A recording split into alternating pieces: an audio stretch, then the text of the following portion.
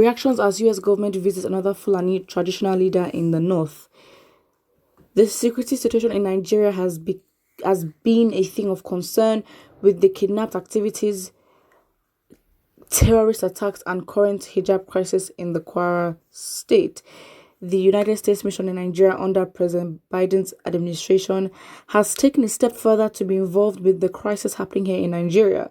Ambassador Leonard paid a courtesy visit to His Royal Highness together with some group of delegates. The ambassador meets Da Jacob, Diang Buba, and all that, the paramount ruler in his palace. The ambassador gave a little talk about the president's security challenges in the country and the need on why traditional rulers should not only preach peace but maintain it as well, not only within their communities but among different groups. So the US mission Nigeria basically says, next hashtag play to stop. Ambassador Leonard pays a courtesy call on the Highness Da Jacob Gwangbuba, the Gongguan Jos and Berom's paramount ruler in his palace. She reiterated the important role of traditional rulers in maintaining peace and unity among different groups. Next, basically that. But one thing that baffles many Nigerians is why the United States mission in Nigeria under Ambassador Leonard keeps meeting with the traditional leaders in the north. That is very true. I mean, I'm just tired. Like, what are they finding? Isn't it embarrassing? Like, so embarrassing. It gets to a point where you have to be humble and you ask for help. But it's like the country is not willing to help itself. Like, it's weird. Like, we just keep discrediting ourselves by asking for help every single time, especially when we are fully capable of handling situations within the country. I mean, if you want to see things on another level, you might just see how, certain parts of the world that's cashing out from the corruption of Nigeria who try to fake, alliance and all that. We see through them. But it's just really embarrassing. And why is it that it's the north every single time? Is the north. Even when, international powers or international, bodies want to intervene in certain issues, it's always the north. Why? Please. So a lot of Nigerians reacted and somebody says, why are you only visiting the Fulani? Are you in support of Fulani killings? Or are you going to tell them to stop the killings? Are you visiting them as the owner of the land? Good point. So I'm telling you that you're mistaken. The owners of the land are looking at you to see your outcome of the visit to the Fulani. Our traditional and religious leaders have a vital role to play for Nigeria to be peaceful, but most of them have been bought by politicians and criminal-minded elements.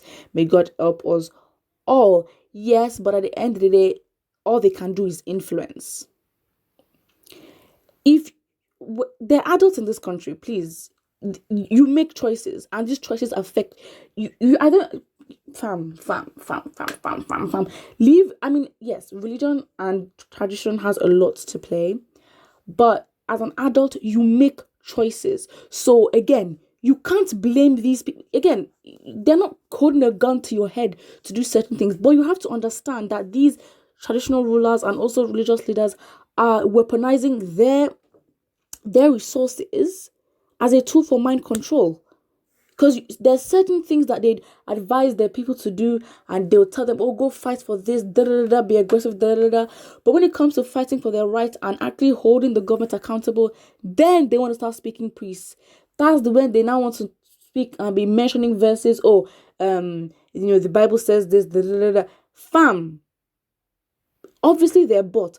But we've got to take responsibility for the fact that we listen to these people, we give these people the platforms, because without us, they will not have the platform to be spewing certain things. So I just want to reiterate that they are adults in the country, and adults make choices. Point blank. Period. Everything in this life is influences. What you choose to do is what you choose to do. It is a choice. Next comment. Someone says, Nigeria shall be great again. We shall overcome one day. When would that day come? That's the thing. This topic of one day, potential, I despise words like that. What do you mean one day? Power is taken and not given. I'm not waiting. When would that one day come? Huh? Who's trying to wait? My G, if you're trying to wait, maybe that's you. But I know for me and my generation, we are not waiting. We're taking this. That is on period point blank. Someone says, does it make sense when the US is the non making peace with bandits while they kill terrorists in their country US? All right. Someone says, it is very worrisome that the US mission in Nigeria does not understand that the situation in Nigeria is gradually, if not rapidly deteriorating on many fronts. Nigeria is on the verge of emergency. We've entered it. I think that it's going to get worse, and 2023 would prove just that. And that's why I'm such an advocate for us to plan and understand what are we doing, who are we holding accountable. If anything, if we're gonna agitate for one Nigeria and all that, we need to hold these people accountable. If it is that there will be no election, because I just know that for me and my generation, we are dragging the ballot box because it is not going to work. The fact we're even having ballot boxes is a whole backwardness to our country and our election processes. But that's a whole conversation for another day. But then, see, it's sad. I don't understand what the US made. I mean, over the years, these international bodies and other countries, they come to say this, donate this, da da da. But what is the impact? Nothing. So what are people looking for? What are you guys finding? It's so annoying. Please. Someone says Ambassador Leonard is the new president of Nigeria since Buhari is dead, right?